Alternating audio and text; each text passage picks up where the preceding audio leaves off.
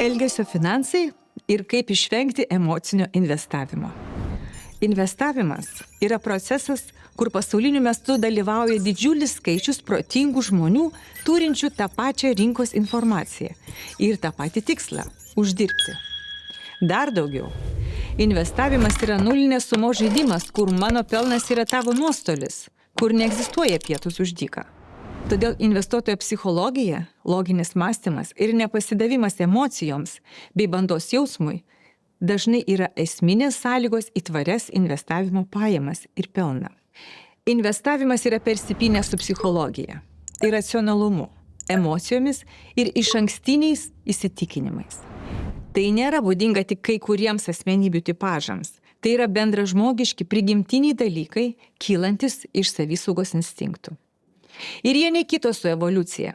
Mes visi siekiame tų pačių dalykų – apsisaugoti, nepatirti ženklių nuostolių ir uždirbti. Taigi laiku atpažinti investavimą lydinčias pagrindinės emocijas – baimę ir godumą – ir laiku jas suvaldyti yra būtina. Antraip lengvai pateksite į psichologinius spąstus, kai desperatiškai yra sekama rinkai iš paskos. Tai yra pavėluotai ir brangiai perkama, bei pavėluotai ir todėl pigiai parduodama. Kognityvinis šališkumas yra labai dažni mąstymo spąstai. Taigi kaip žmonės mąsto? Ogi dviem kanalais. Greitasis, intuityvus mąstymas nereikalauja didelių pastangų, o naudoja bazinės sveiko proto žinias ir labai dažnai remiasi mūsų užgyventomis išankstinėmis nuostatomis. Ir greituoju mąstymu visada yra įdarbinami savisaugos instinktai – baimė ir godumas. Antrasis kanalas yra lėtas, loginis mąstymas, apsvarstant kelias alternatyvas ir pasveriant jų privalumus ir trūkumus. Toks mąstymo būdas reikalauja specifinių žinių arba jų paieškos, analizavimo pastangų ir nuoseklumo, laiko, kantrybės, dėmesio išlaikymo. Akivaizdu, kad kasdienime gyvenime daug dažniau mąstome greituoju kanalu, nes taip veikia savisauga. Nes antraip dažna mūsų ištiktų psichologinė perkrova. Įsivaizduokit, jei kas rytą nuodugniai analizuotumėte pusryčių alternatyvas arba kuriuo keliu optimaliausia vykti į darbą. Taigi dažniausiai mes renkamės greitą mąstymo kanalą ir savo patirtį, užgyventas nuostatas, išankstinį žinojimą, kas yra gerai, o kas ne. Kaip mūsų išankstinės nuostatos veikia investavime? Išankstinės nuostatos greito mąstymo kanale yra ryški kognityvinio šališkumo apraiška. Tai pasireiškia tuo, kad investuotojai ieško, dalyjasi ir remiasi tą informaciją, kuri patvirtina jų išankstinį žinojimą ir nesigilina, ignoruoja ir neigia jų išankstiniam žinojimui nepalankę ir tai paneigiančią informaciją. Net jei investuotojas ir bando analizuoti savo išankstinį žinojimą paneigiančią informaciją, jis labai dažnai kontraargumentus stengiasi sumenkinti ir interpretuoja juos tendencingai, siekdamas pakreipti argumentus savo išankstinio žinojimo naudai. Kaipgi tokią riziką valdyti? Pirmiausia, reikia suvokti ir pripažinti tokios rizikos egzistavimą ir stengtis niekada nesiremti vienu šaltiniu. Pavyzdžiui, jei remiatės diskusijomis savo socialinio burbulo viduje, gali pasirodyti, kad visgi turite nuomonių įvairovę. Tačiau tikėtina, kad diskutuojate su bendraminčiais ir vieni kitus drąsinate dėl lūkesčių ir vertinimų teisingumo. Ką daryti? Reiktų ieškoti priešingai galvojančių ir bandyti įsiklausyti bei suvokti kitos nuomonės argumentus. Ignoruojant kitaip mąstančių argumentus, mes galime nesuvokti savo pačių mąstymo ribotumo. Psichologai Dunning ir Kruger 1999 metais paskelbė modelį, siejantį žmonių įsitikinimus su jų realiai turimomis kompetencijomis ir žiniomis. Modelis labai vaizdžiai rodo, kaip išankstiniai įsitikinimai ir realių profesinių žinių svoris keičia žmogaus sprendimo priėmimo drąsą. Paradoksalu, bet dažniausiai patys drąsiausi sprendimai yra priimami neturint specifinių žinių arba jų turint labai nedaug. Investavime pernelyg didelis pasitikėjimas savimi gali vesti prie iracionalių, labai rizikingų sprendimų. Pavyzdžiui, pradėjęs investuoti be gilesnių žinių bagažo, bet netikėtai patyręs sėkmę naujokas, gali lengvai pervertinti savo gebėjimus ir nuspręsti aštriau koncentruoti rizikingas pozicijas, kurios jam davė momentinį pelną. Po Portfelio rizikos diversifikacija gali atrodyti kaip neefektyvus investavimas mažinantis pelną. Taip pat gali rastis tokios strategijos, kaip investuoti pasiskolintas lėšas ir panašiai. Kuo daugiau įgauname žinių, patirties ir ypač neigiamos patirties, tuo labiau suvokiame, kiek daug mes dar nežinome ir pasitikėjimas savimi krenta gana staigiai. Ir tik su gilesnėmis žiniomis, ilgalaikė patirtimi, pasitikėjimas savimi pamažu sugrįžta. Tačiau dažniausiai jis negrįžta į tą pradinį savęs pervertinimo ir nepagrįsto užtikrintumo lygį. Taigi, tik patirtis ir įgautos žinios turėtų nulemti didesnę toleranciją investavimo rizikai. Pradedant investuoti, nereiktų investuoti į tą finansinį turtą, kurio veikimo ir finansinio turinio nepažįstame. Neišsiaiškinome jam būdingų rizikų. Kaip emocijos veikia investavimą? Dvi pagrindinės savisaugos emocijos – baimė ir godumas – yra pagrindinės mūsų lydinčios investavime. Kaip investuojant mus veikia baimė? Baimė yra viena iš galingiausių žmogiškųjų emocijų, darančių įtaką investuotojų elgsenai. Ji gali nulemti sprendimus, kurie nėra pagrįsti logika ar faktais, o tik emocijomis ir nuostolių baimė. Tai dažnokai sukelia grandininės reakcijas rinkose ir gali turėti realių finansinių pasiekmių tiek pavieniams investuotojams, tiek visai rinkai.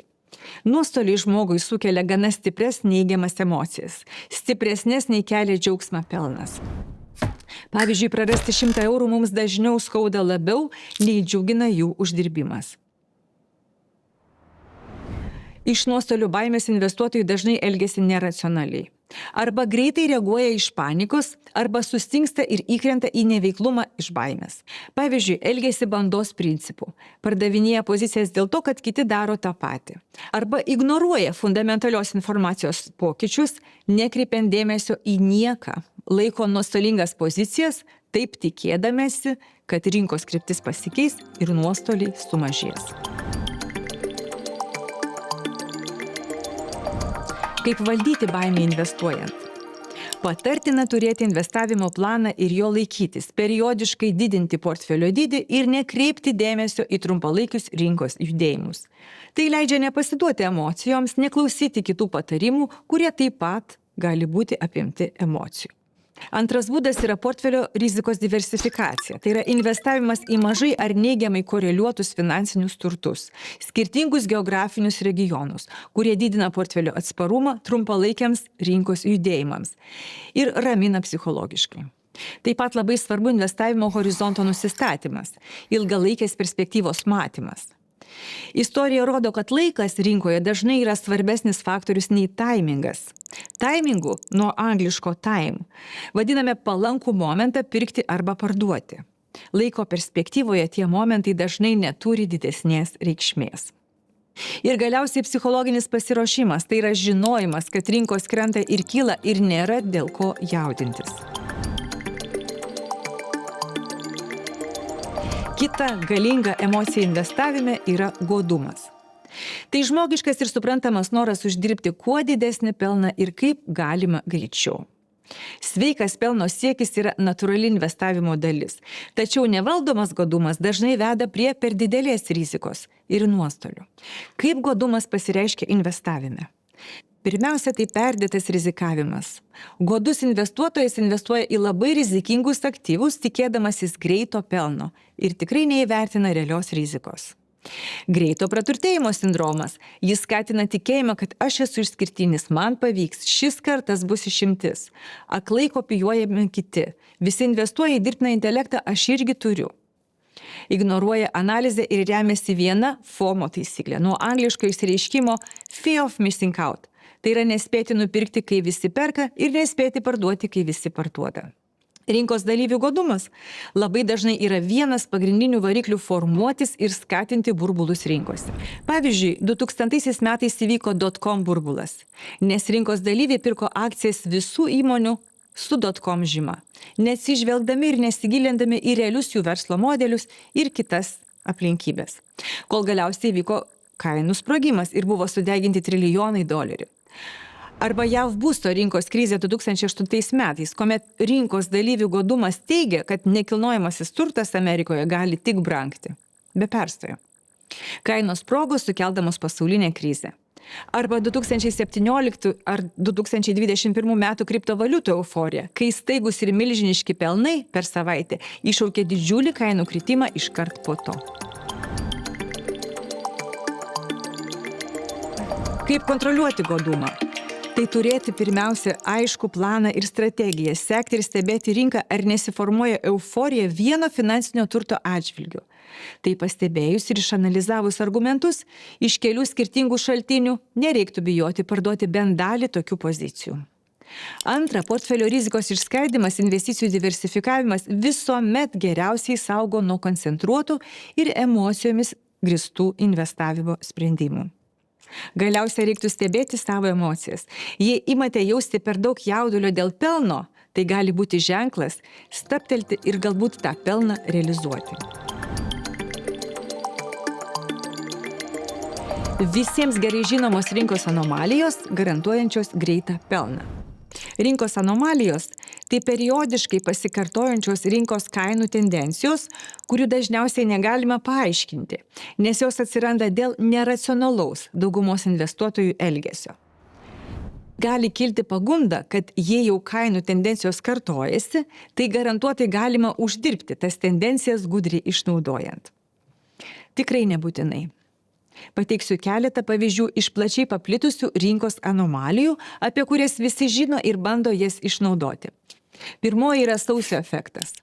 Akcijos sausį visada brangsta. Taip gali nutikti, nes gruodį daugelis investuotojų parduoda akcijas, optimizuodami savo mokesčius. Todėl sausį jiems akcijų pozicijas reikia atstatyti. Antroji – kapitalizacija. Kai mažos rinkos kapitalizacijos akcijos turi daugiau vertės ir brangimo potencialo. Taip tai gali nutikti, nes didelės kapitalizacijos akcijos dažniausiai yra ant bangos, o bandos jausmą vedami investuotojai koncentruoja ten savo pozicijas ir tos akcijos dažniausiai yra pervertintos. Trečioji anomalija būtų apsisukimai, kai labai greitai ir aštriai brangstantis finansiniai aktyvai turi didelę riziką aštriai kristi be priežasties ir atvirkščiai. Taip tai gali nutikti, nes panikos pirkimas ir panikos pardavimas formuoja burbulus ir užtikrina tokias tendencijas. Galiausiai penktadienis, kai akcijos dažniausiai brangsta penktadieniais. Taip gali nutikti, nors nėra jokio racionalaus paaiškinimo tokiai savaitgalio optimizmo tendencijai.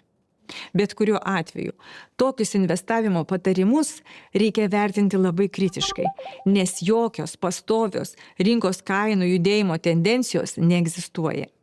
Išvardintos anomalijos gali kartotis, o gali ir nesikartoti. Todėl investuoti jomis pasikliaujant gali būti išties neprotinga ir rizikinga. Savisauga lemia, kad gyvenimiškus sprendimus mes dažniau priemame greito mąstymo kanalu, remdamiesi savo įgytą patirtimi, sveiku protu ir susiformuotomis išankstinėmis nuostatomis. Išankstinės nuostatos investavime gali pakišti koją ir atvesti prie neracionalių sprendimų. Todėl investavime patartina sprendimus priimti lėtų, loginių mąstymų, siekiant apriboti savo išankstinį žinojimą, naudojant kelis informacijos šaltinius, diskutuojant ir kritiškai, o ne atmestinai vertinant kontraargumentus. Pradėti investuoti patartina tik su maža rizika. Tik sukaupus daugiau specifinių žinių bei įgyjus daugiau patirties, toleranciją rizikai galima nuosaikiai didinti. Priešingų atveju perdėtas pasitikėjimas savo jėgomis gali būti gana skausmingas ir atnešti nepamatuotų nuostolių. Pradedančiojo sėkmė yra vieni didžiausių spąstų. Emocinis, baimė ar godumu grįstas investavimas visada atveda prie sprendimų, kai perkama brangiai, parduodama pigiai ir generuojami nuostoliai. Vejamasi kamuolį, vietoje to, kad lauktume ten, kur jis atriedės. Niekada nepriimkite investavimo sprendimų skubotai, kopijuodami bandos emocijas, vedini panikos. Išlaukite ir strateguokite. Iracionalus investavimas formuoja rinkoje burbulus ir tendencijas, kurios nėra pastovios ir todėl jomis nederėtų remtis siekiant uždirbti. Vengiant emocinio investavimo patartina pirmiausia turėti ir drausmingai laikytis ilgalaikio investavimo plano. Antra, diversifikuoti investicijų riziką. Trečia, nepriimti emocionalių sprendimų iš baimės ar godumo. Stebėkite savo emocijas, išlaikykite kritinį mąstymą. Galiausiai nuolat mokytis, sekti rinkas, analizuoti informaciją, formuoti asmeninį požiūrį ir lūkesčius ir tik šiuo pagrindu koreguoti savo investavimo planą.